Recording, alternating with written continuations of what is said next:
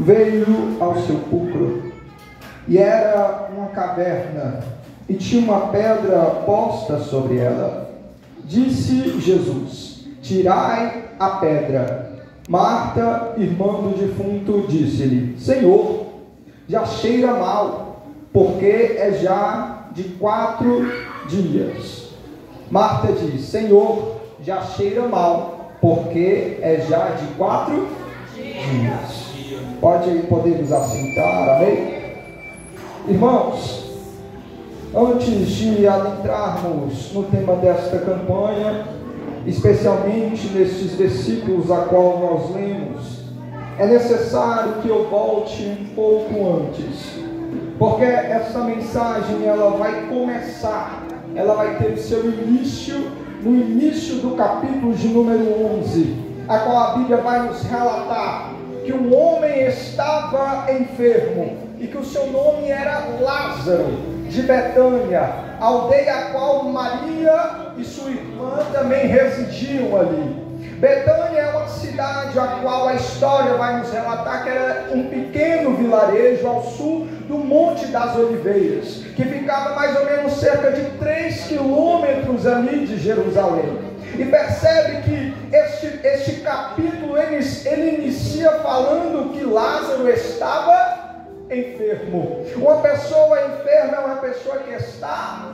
doente, que está necessitando de certos cuidados. Então percebe que a Bíblia já nos traz sobre esta situação de Lázaro, a sua enfermidade. Só que a Bíblia não nos traz qual enfermidade era, qual grau essa enfermidade estava. A Bíblia somente nos traz falando que Lázaro estava enfermo, mas nós sabemos que tem enfermidade que ela é mais severa do que outras, tem enfermidade que é mais difícil do que outras. Só que neste momento aqui a Bíblia não nos relata o que Lázaro estava passando ou qual a doença que estava acontecendo ali neste momento. E logo em seguida, no versículo de número 2, Maria, ela vai ser detalhada por João nesta passagem como aquela que ungiu os pés de Jesus com unguento e limpou os pés dele com os seus cabelos. Então percebe que João ele vai detalhar esta Maria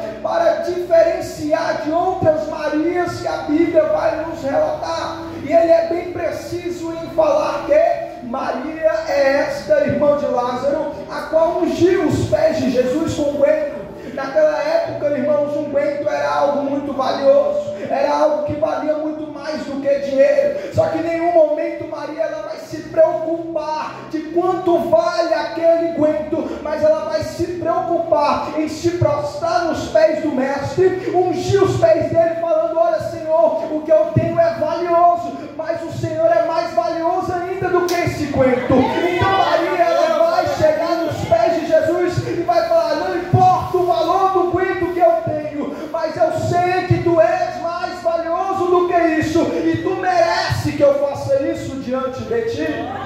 Então João ele nos detalha isso aqui, e ela vai fazer este momento e outro momento, ungir os pés de Jesus e lavar com os seus cabelos. No versículo de número 2, a Bíblia nos reforça mais uma vez, cujo irmão Lázaro estava enfermo. Percebe que a Bíblia dá mais uma ênfase novamente, ela ratifica aquilo que ela falou no versículo de número 1. Só que o que me chama a atenção é que no versículo de número 3, a Maria e Marta vão mandar uma mensagem diretamente para Jesus. Você que tem a Bíblia aberta aí, você pode vir acompanhando juntamente comigo. A Bíblia vai nos relatar que elas vão mandar uma mensagem para Jesus dizendo: Senhor, eis que está enfermo aquele que tu amas. Percebe que elas estão agora recorrendo a quem? A Jesus. Só que elas mandam uma mensagem, Larissa, não pedindo explicitamente que Jesus chegue até ali e tire essa enfermidade de Lázaro. Elas vão muito além disso, elas tocam diretamente no coração de Jesus e falam: olha, aquele que tu amas está enfermo.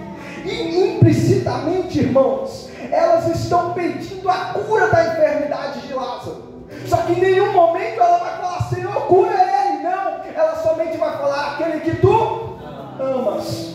Ou seja, ela foi diretamente no coração de Cristo.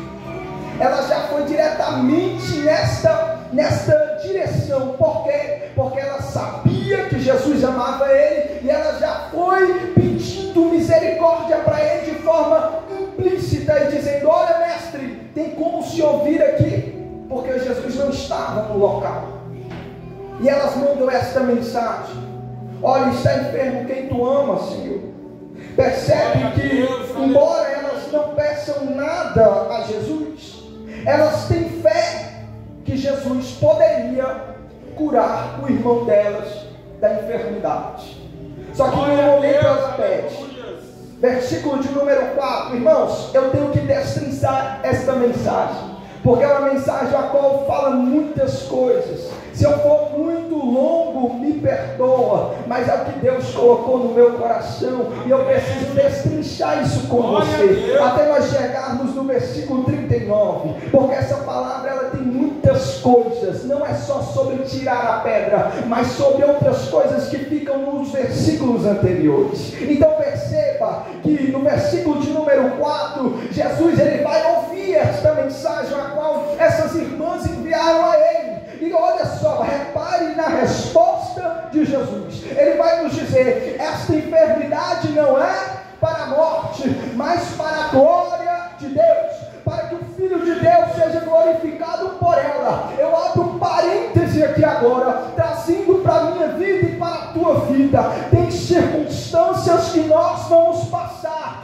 tem coisas que nós vamos enfrentar, tem enfermidade talvez que eu e você enfrente fisicamente, mas também espiritualmente. Só que Deus me trouxe aqui para liberar essa palavra para você. Talvez você está achando que a enfermidade que você passou, ou que você está passando, é para a tua morte, mas Deus me trouxe aqui para lhe dizer, essa enfermidade não é para a morte, mas é para que a glória de Deus seja manifestada na tua história.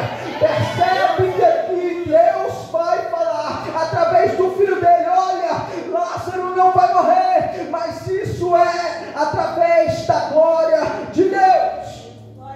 Percebe que agora a resposta de Jesus é muito direta. Ele fala, olha, essa enfermidade não é para a morte. Eu sei que ele está enfermo, eu sei que ele está passando dificuldade, mas saiba que ele não vai morrer. Então percebe isso aqui, trazendo para nós. Tem momentos da nossa história que nós não vemos, mas Jesus está olhando para mim e para você, e está falando, essa enfermidade que você está, não é para a morte, mas sim para que o nome de Deus seja glorificado através da tua história, através da tua vida. Porque percebe, quando você está passando por uma certa enfermidade, você manda diretamente uma mensagem para o céu, falando, Senhor, eu estou passando por isso, e eu sei que tu podes fazer, eu sei que tu pode retirar isso de mim. E você percebe que não acontece nada momentaneamente. De imediato Jesus só manda essa resposta. Ele não fala, eu estou indo aí. Não, ele só fala, não é para a morte. Então percebe que isto na nossa vida também se encaixa perfeitamente, porque Jesus ele espera o momento certo para agir. Então ele deixa claro aqui para aquelas irmãs, olha, eu sei que ele está morto, mas não se preocupe, porque não é para a morte. Versículo de número 5, nós vamos ouvir que Jesus amava Marta, e também amava Maria, e aí também amava Lázaro. Ele deixa bem claro aqui que ele tinha um apreço, um amor por eles, mas não é porque ele ama que ele vai deixar de cumprir o propósito que ele tem que cumprir na minha vida e na tua vida. Não é porque ele te ama que ele vai antecipar o que ele precisa esperar para acontecer na minha e na tua história. Olha, a Bíblia vai nos relatar isso, irmãos, porque Jesus poderia ter muito bem ouvido esta mensagem de Rubens e tem ido correndo diretamente para Lázaro. Só que ele não vai. E a Bíblia nos relata que ele não vai, não é por causa de amor, não, porque ele amava os três. Ele tinha amor. É igual comigo e com você. Jesus me ama, Jesus te ama, mas tem coisas que ele não vai antecipar, não vai, mas é por causa desse amor que ele sente por mim e sente por você. Então percebe que a Bíblia nos relata que Jesus amava eles. Versículo de número 6: ouvindo, pois, que estava enfermo, ficou ainda 2 dias no lugar onde estava. Peraí, como assim? Eu pedi socorro, mas glória Jesus a não Deus, veio. aleluia. E já tem 2 dias que ele nem sequer chegou aqui. Já tem 2 dias que eu orei e nem sequer eu senti a presença dele. Já tem 2 dias que eu estou pagando o preço e nem sequer eu senti a presença de Deus. Já tem 2 dias que eu estou jejuando e nem sequer que eu senti um arrepio. Já tem 2 dias glória que a elas Deus. tinham enviado a mensagem, mas Jesus permanece no mesmo lugar que ele estava. Olha que interessante isso aqui. Elas estão desesperadas, sim ou não? Porque imagina o seu irmão enfermo. Imagina que já tem 2 dias que ele está com uma enfermidade a qual você não consegue curar, não consegue fazer nada. Mas você conhece o caminho que você deve percorrer. E elas fazem isso. Elas sabem que aonde elas poderiam correr, aonde elas poderiam se socorrer. Só que Jesus permanece no mesmo lugar. Da mesma forma que ele estava, ele só manda a mensagem, mas ele permanece no mesmo lugar. Isso é muito interessante, porque nós gostamos de ser imediatistas. Nós gostamos de receber quando nós pedimos na mesma hora.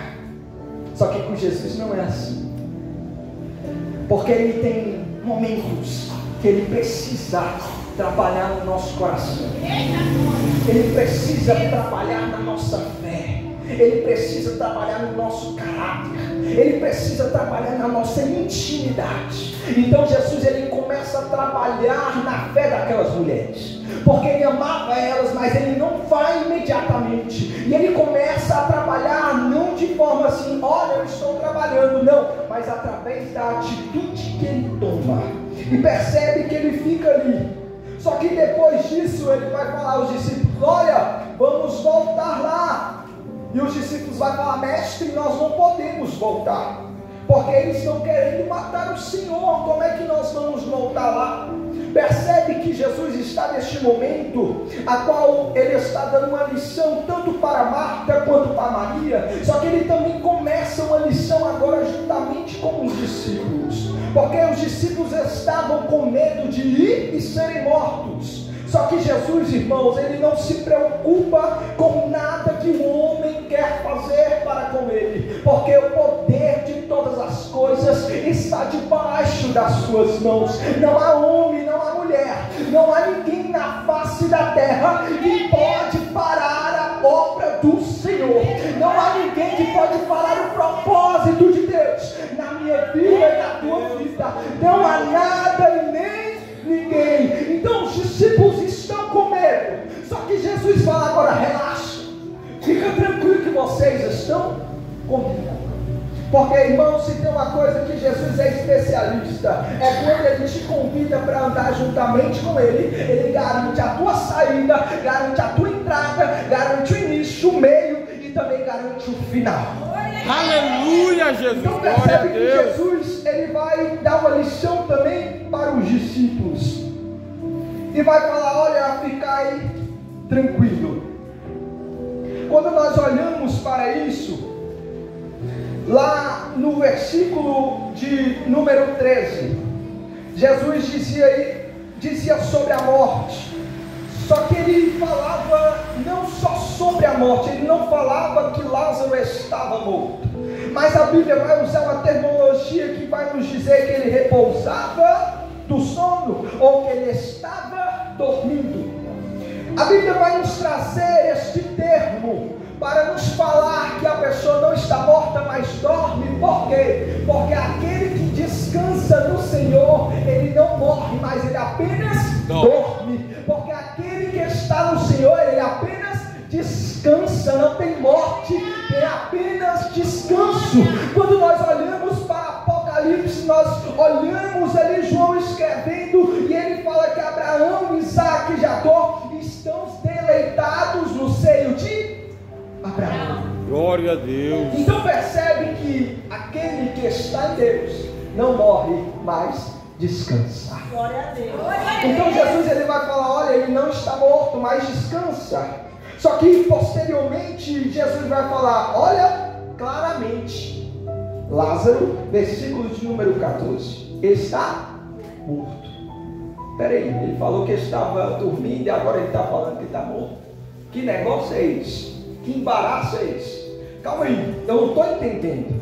Lá no versículo de número 4 ele falava que essa enfermidade não é para a morte. E no versículo de número 13 ele fala que ele está dormindo. E depois no versículo 14 ele fala que morreu. E aí? E agora? E agora? O que vai acontecer? Aí eu fico se perguntando, pensa a cabeça de Maria e de Marta. Peraí, ele falou que a mensagem era não morrer. Só que depois, ele ali com os discípulos, ele fala, está morto.